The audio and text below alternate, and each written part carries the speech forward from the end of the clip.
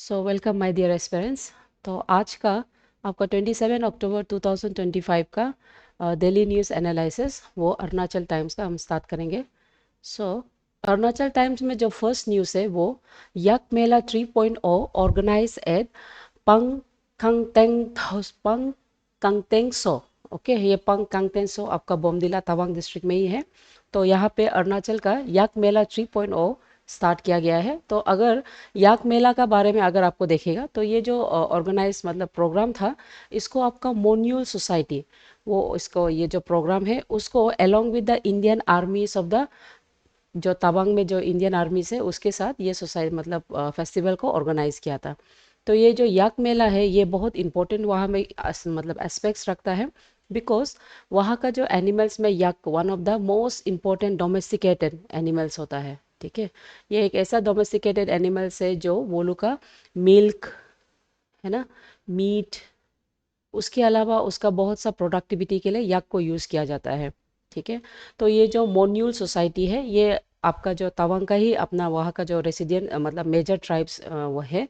तो ये लोग ये जो कम्युनिटी प्रोग्राम में आपका yak grazers as well as cultural troupes ये जो है इंक्लूड्स है along with the Indian army. वहाँ में different traditional practices and performance along with their traditional जो अटायर है उसका ऑर्गेनाइज प्रोग्राम ऑर्गेनाइज करके रखा था। ठीक है, सो इसका सिग्निफिकेंस ये है कि सच ऑर्गेनाइजेशन जनरली एक पाथवे बनता है टू प्रमोट टूरिज्म, यानी कि आपका जो इको टूरिज्म यानी कि होम टूरिज्म जिसको हम बोल सकते हैं उसको प्रोमो करने में मदद करता है। और सबसे distinguish and characteristic feature of this yak mela 3.0 ये था कि यहाँ पे बोरको सॉरी आपका ब्रोकपा ब्रोकपा कल्चर सोसाइटी का ट्रेडिशनल बारे में ये डांस को डिस्प्ले किया गया था। नाउ ये जो ब्रोकपा कम्युनिटी के बारे में अगर आप देखने से these were considered as nomadic pastoral. ठीक है, नोमेडिक पास्टोरियल सब ट्राइब्स ऑफ द मोम्पा, इसको सब ट्राइब्स ऑफ द मोम्पा में माना जाता है। And they were considered as nomadic pastoral tribe. Remember, ये जो ब्रोकपा जो है वो पास्टोरियल कैटेगरीज पे बिलोंग करता है। ठीक है, उसके अलावा ये जो मोन्यूर सोसाइटी जो ऑर्गेनाइज किया है, ये सोसाइटी एक लोकल एनजीओ डेडिकेटेड सोसाइटी है जो preserving as well as promoting the unique culture, वो लोग का जो यूनिक कल्चर है सिंस टाइम उसको प्रिजर्व करना और एज वेल एज उसके बारे में पीपल को बताना, ये कम्युनिटी का मेला का बेसिक कंसेप्ट था। ठीक है, सो यहाँ में एग्जाम से रिलेटेड अगर क्वेश्चन आता है और पहले भी आ चुका है वो ये है इसके बारे में आईकार। आईकार मतलब ये नेशनल रिसर्च सेंटर इंस्टीट्यूट है याक के बारे में, जहाँ में स्पेशली याक का रिप्रोडक्शन को लेके किया जाता है, काम किया जाता है रिप्रोडक्शन। ठीक है, तो ये इंस्टीट्यूट आपका इंडिया में और अरुणाचल प्रदेश का जो वेस्ट कामेंग डिस्ट्रिक्ट है दिरांग में, इसको 1989 में Indian council for agriculture research institute Dirang में अरुणाचल में इस्टेब्लिश किया है। और होल नॉर्थ ईस्ट में ये अकेला इंस्टीट्यूट है दो जो कि याक के बारे में रिसर्च करता है, और स्पेशली याक का जो रिप्रोडक्टिव लाइफ साइकिल है उसका जो जर्म प्लाज्म जिसको हम बोलते हैं उसका कैरेक्टरिस्टिक कंजर्वेशन, आइडेंटिफिकेशन और इवाल्युएशन करने में मदद करता है। ठीक है, सो याद रखिए ये इंस्टीट्यूट कहाँ लोकेटेड है, ये आपका एपीएसएसबी का ही क्वेश्चन है। तो इसमें आपको याद करना है ये आपका दिरांग वेस्ट कामेंग डिस्ट्रिक्ट में है, और प्रेजेंटली करेंटली इसका जो डायरेक्टर है वो डॉक्टर मिहिर सरकार है। ठीक है, next motorcycle expedition honouring fallen soldiers flag top.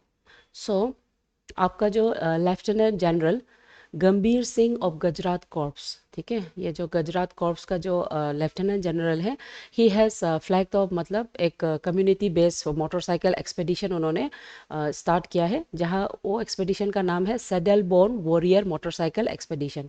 Now ये एक्सपेडिशन जो आपका मिसामारी असम से ऑल द वे आपका अरुणाचल का अराउंड अरुणाचल का बहुत सा पार्ट, आपका ईस्टर्न हिमालयस में बहुत सा पार्ट स्पेशली लोकेशंस लाइक बोमदिला, सेला, तवांग, जांग है ना, ये सब पार्ट को थ्रू मोटरसाइकिल वो लोग पास करेगा, कवरिंग नियरली 900 किलोमीटर्स।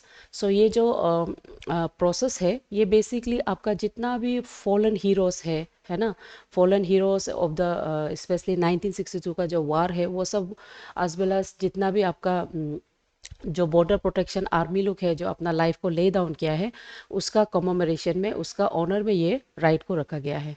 ठीक है। सो यहाँ में अगर देखेगा around 4 brave soldiers of Assam rifle है ना, उसके बाद उसके अलावा बहुत सा और चैत्री मेमोरियल का जो रैली है वो सब भी इसी के अंदर में लगाया गया है, ये एक्सपेडिशन में उसका मतलब कॉमेमोरेशन करने के लिए स्टार्ट किया है। नेक्स्ट है ISRO to launch communication satellite on November 2। So इस बार इसरो का क्वेश्चन आपका APSSB में आया गया था है ना, ये पूछा गया था कि इसरो कब स्टैब्लिश हुआ है। ठीक है। सो नेक्स्ट इसमें देख लो। सो इसरो जो रिसेंटली उसका जो कम्युनिकेशन सैटेलाइट, ये याद रखो, कम्युनिकेशन सैटेलाइट के बारे पूछा है। सो कम्युनिकेशन सैटेलाइट का नंबर है LV-M3-M5। ठीक है। ये जो कम्युनिकेशन सैटेलाइट इसको सक्सेसफुली लॉन्च किया गया है, और ये जो आपका श्रीहरिकोटा जो कि आंध्र प्रदेश में है, वहाँ से इसको, नॉट AP मतलब अरुणाचल नहीं, आंध्र, ठीक है, इसको आंध्र प्रदेश से इसको ये प्रोग्राम को किया गया है। ओके।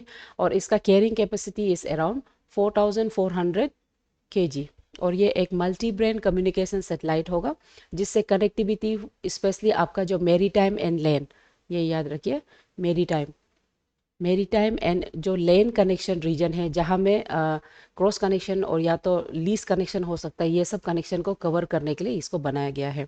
ठीक है। और दूसरा ये आपका 5th operational flight of LV-M3 है, जो कि सक्सेसफुली आपका चंद्रयान 3 मिशन के अंदर में इसको डेमोन्स्ट्रेट किया जाता है। अगर हम इसरो के बारे देखें, जैसे आपका APSSB में MTS एग्ज़ाम में पूछा गया था, कल का जो एग्ज़ाम है, APSSB में ये पूछा था कि इसरो कब इस्ताब्लिश हुआ है। तो हमेशा इस तरह से जो फेमस इंस्टीट्यूट है इंडिया का, जैसे इसरो हो गया, RBI हो गया, उसका डेट को आपको हमेशा याद करना है। आपका जो इसरो है, इंडियन स्पेस रिसर्च ऑर्गेनाइजेशन, ये 1969 को under the department of the space इसको बनाया गया है, जहां में इसका रेस्पॉन्सिबल क्या है, एडवांसिंग स्पेस टेक्नोलॉजी और उसके एप्लीकेशन फॉर नेशनल डेवलपमेंट।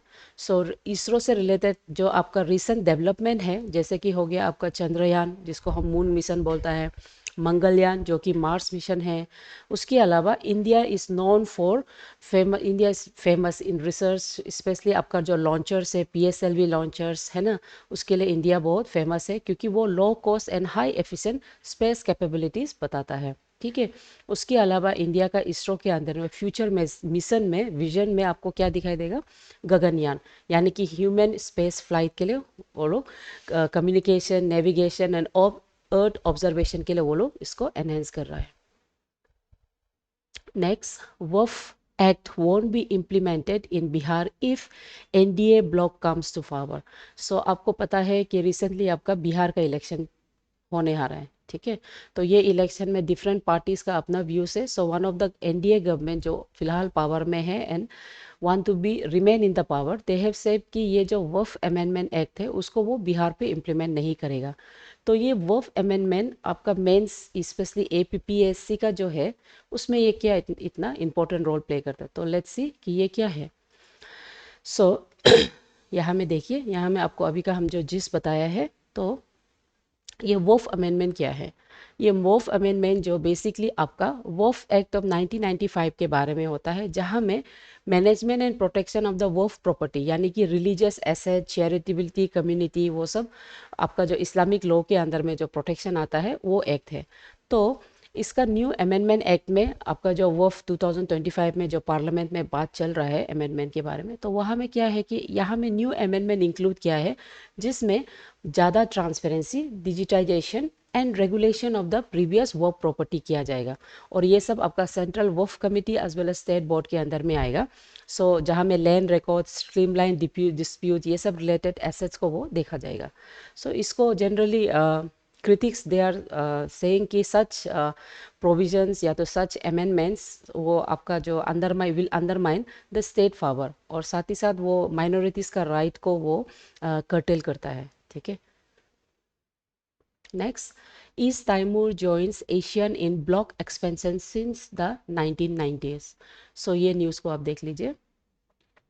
आपका जो East Timor officially has become the 11th member of South East Asian nation. जिसको हम एशियन बोलते हैं, ठीक है। So South East Asian nation का 11th मेंबर वो बना है।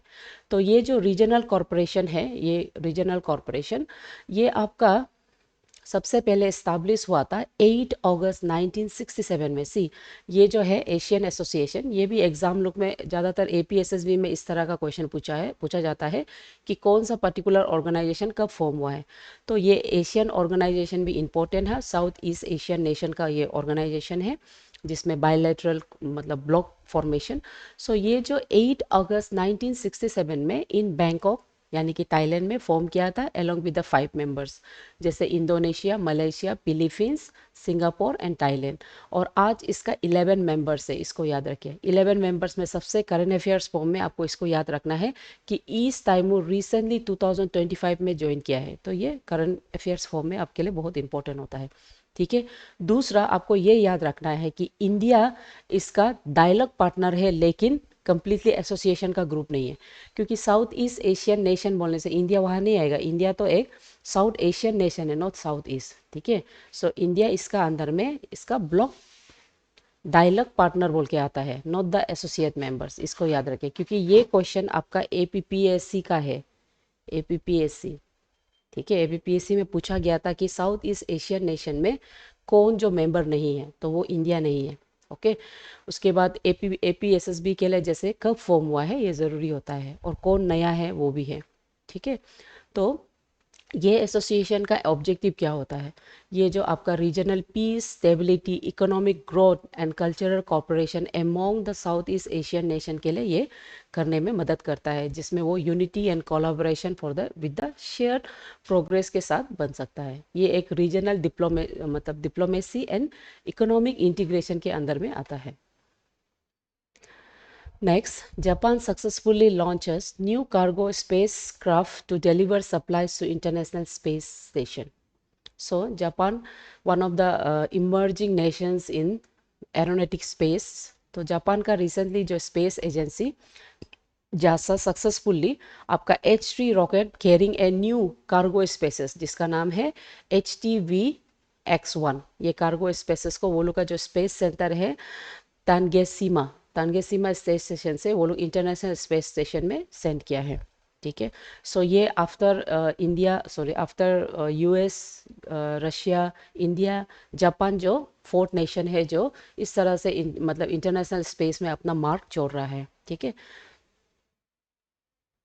इसके बारे में जापान एरोनॉटिक एक्सप्लोरेशन एजेंसी के बारे में, इसको 2003 में फॉर्म किया है, ठीक है। और ये एक जापान का नेशनल स्पेस एजेंसी है जो exploration, development and aeronautic research के लिए मतलब फेमस है। उसके अलावा ये जो स्पेस स्टेशन का रिसेंटली जो डिस्कवरी और ग्राउंड ब्रेकिंग मिशंस हुआ है, उसमें हायाबुसा मिशन है। हायाबुसा मिशन में जो एस्ट्रॉइड का सैंपल है उसको लेके वो आ सका है, ठीक है। उसके अलावा कीबो मॉडल, ठीक है। उसके अलावा स्लिम मॉडल में वो जापान का लूनर लैंडिंग मिशंस के बारे में वो बताता है, सक्सेसफुल मिशन, ठीक है। उसके बाद sports in Arunachal Pradesh the way forward. Sports in Arunachal Pradesh ये आपका एपीपीएससी का जो मेंस होता है, एपीपीएससी इसका जो मेंस होता है उसमें अरुणाचल आपका जीएस पेपर 1 में आता है, ठीक है। तो जीएस पेपर 1 में अरुणाचल का स्पोर्ट्स से रिलेटेड क्वेश्चन आने का चांसेस होता है, क्योंकि स्पोर्ट्स फिलहाल अरुणाचल में एक ऐसा मीडियम है जो एक पार्ट ब्रेकिंग डेवलपमेंट ना for both youth as well as government कर सकता है, ठीक है।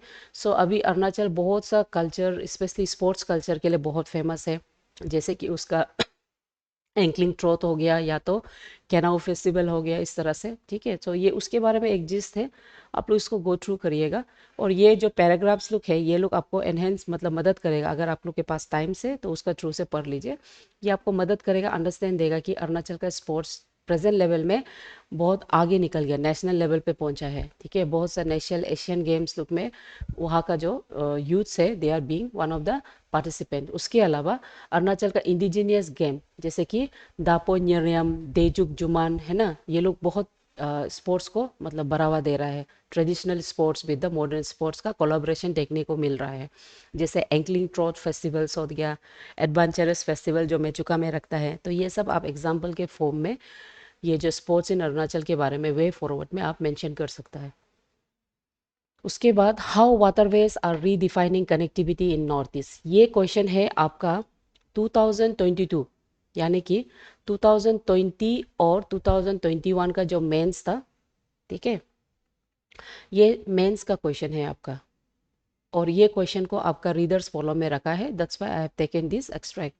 सो यहाँ में ये बताया, क्वेश्चन ऐसे था कि वाटरवेज जो है किस तरह से कनेक्टिविटी, इनलैंड वाटरवेज किस तरह से कनेक्टिविटी करता है। तो यहाँ पे अभी सिंस नॉर्थ ईस्ट हम लोग का सिलेबस में है, तो नॉर्थ ईस्ट का वाटर कनेक्टिविटी एक इम्पोर्टेंट पार्ट बनता है। तो इसका जो जिस्ट है यहाँ पे हम बनाया है, जैसे कि ये जो वाटर कनेक्टिविटी एक सस्टेनेबल कनेक्टिव बन सकता है, easy mode of transportation, cargo transportation, है ना। और वो नॉर्थ ईस्ट को other part of the nation, not only India, other part of the nation, specially आपका साउथ ईस्ट एशिया जो नेशन है उससे कनेक्ट कर सकता है। यहाँ पे आपका पूरा नॉर्थ ईस्ट का मैप बनाया है, ठीक है। तो साउथ ईस्ट एशिया नेशंस लोग के साथ कनेक्शन कर सकते हैं। उसके अलावा इसके अंदर में मेजर वाटर प्रोजेक्ट्स भी बनाया है, जैसे ब्रह्मपुत्र, ये तो नेशनल वाटर हाईवे आपका 2 है, ठीक है। उसके अलावा Barak national waterway 16, Dhansiri national waterways 31, Kopili national waterways 57, ये लोग कुछ कुछ डेजिग्नेटेड नेशनल वाटरवेज है जो स्पेशली कार्गो आपका जो क्रॉस बॉर्डर ट्रेड में मदद करता है, specially with Bangladesh and other region, okay. उसके अलावा ये इकोनॉमिक एंड एनवायरमेंटल इम्पैक्ट भी करता है, ये आपका रीजनल डेवलपमेंट करने में मदद करता है, जॉब क्रिएशन, पोल्यूशन रिडक्शन करने के लिए, एंड नॉर्थ ईस्ट को इंडिया का gateway to the South East Asia and model of a sustainable development बनाने में मदद करता है, ठीक है। सो ये इंपॉर्टेंट टॉपिक है और मेंस के लिए और भी इम्पोर्टेंट है। अगर आपको ये एक्सट्रैक्ट मिलता है न्यूज़पेपर से, आप उसको कलेक्ट करके रख सकता है। दूसरा, सिबनश्री प्रोजेक्ट, ठीक है। तो सिबनश्री प्रोजेक्ट के बारे में आपको क्या मालूम है, ये आपका एनएचपीसी लिमिटेड का सक्सेसफुली कमीशन यूनिट 1 प्रोजेक्ट हो गया है, जिसमें इसका जो फर्स्ट यूनिट जो अराउंड 250 मेगावाट के अंदर में है, वो प्रोजेक्ट को आपका मतलब ऑपरेशनल करने लग गया है, और वो इंडिया का जो नेशनल पावर ग्रिड है उसमें कंट्रीब्यूशन स्टार्ट हो गया है, ठीक है। सो इसमें फर्स्ट यूनिट के अलावा टोटल मिला के 8 यूनिट है। सो 8 यूनिट इसका प्रोजेक्ट का कंप्लीशन स्टिल ऑन द मतलब पार्ट वे ही है। और ये प्रोजेक्ट का डिले इसलिए हुआ है क्योंकि फॉर द 8 years इसका कंस्ट्रक्शन को रोका गया था because of the environmental issue, environmental and safety concern. उसके बाद अभी फिलहाल ये फिर से चालू है, और ये आपका अरुणाचल और असम का बॉर्डर में रहता है। तो ठीक है, यहाँ में है, आपको ये याद रखना है, seven Shri lower hydro electric project, ये आपका एनएचपीसी का ही अंदर में है। इसमें टोटल 8 यूनिट है, जिसमें first unit with A 250 megawatt starting हो गया है, और ये आपका अरुणाचल और असम का बॉर्डर में मतलब ये रहता है, ठीक है। सो उसके अलावा आज का न्यूज़ इतना ही है। So thought of the day, education is the most powerful weapon which you can use to change the world, है ना, नेल्सन मंडेला। सो आज का लिए इतना ही। आपको अगर कुछ क्वेरीज है, काइंडली गिवन नंबर पे आप कॉल कर सकता है, ओके। Thank you.